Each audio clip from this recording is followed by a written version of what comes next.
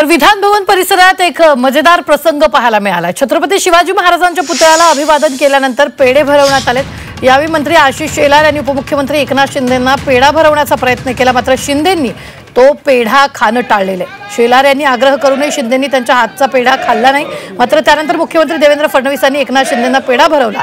तो पेढा शिंदेंनी जराही आडेवेळे न घेता खाल्लाय। देवेंद्रजींच्या हातातून बरोबर खाल्लं। छत्रपती संभाजी महाराज की एकनाथ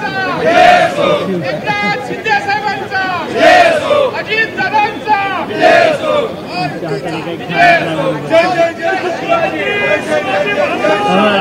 देवेंद्रजींच्या हातातून बरोबर खाल्लं।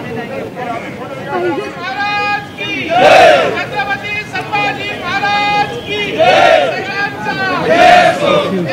शिंदे साहेबांचा अजित दादांचा